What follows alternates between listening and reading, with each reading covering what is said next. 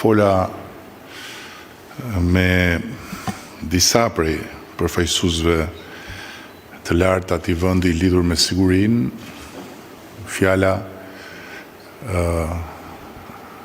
e përbashkët dhe e parë në përgjigje ishte Smart City me teknologjinë nga Abu Dhabi. Ky nuk është një projekt kamerash. Nuk është asnjë projekt mbikëqyrjeje me kamera dhe mbikëqyrjeje e trupave të policisë përmes leximit të kameras kur del nevoja.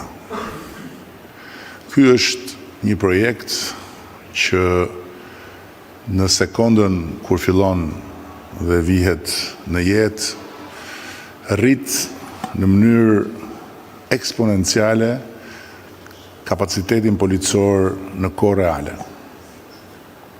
Ky është një projekt që i jep policisë shtetit një sy magjik për të parë në kohë reale të gjithë territorin e interesit. Është një projekt që ndihmon në mënyrë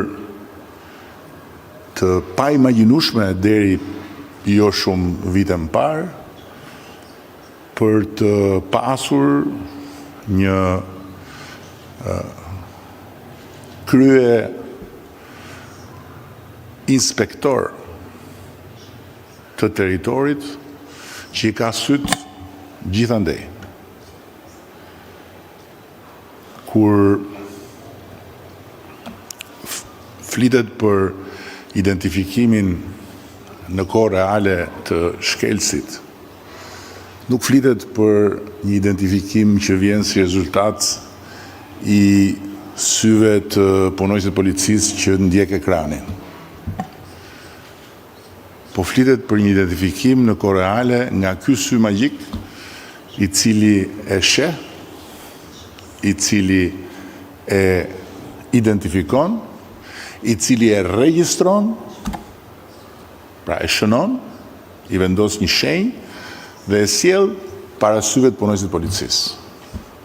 Ndërkohë që punonjësi i policisë përpara ekranit mund të jetë duke parë trafikun në rrugën e Kavajës, po në atë ekran i shfaqet shkelësi i rregullave të qarkullimit në rrugën Mësymshy, apo në një rrugë të Kamzës, apo në një rrugë të Durrësit, apo në një rrugë të Beratit e kështu me radhë. Pra, syri i gjithë këtij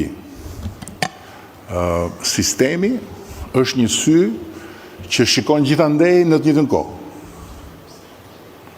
Dhe që mbledh në të njëjtën kohë të gjithë informacionin e nevojshëm për të sinjalizuar problemin.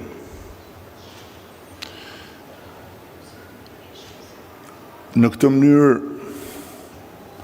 nuk ka nevojë të presim nga postbllogjet e policisë të zbulojnë makinat e paregjistruara. Nuk ka nevojë të presim nga Drejtoria e Përgjithshme e Transportit Rrugor të Shqipërisë të mbledh taksat e papaguara të drejtuesve të automjeteve.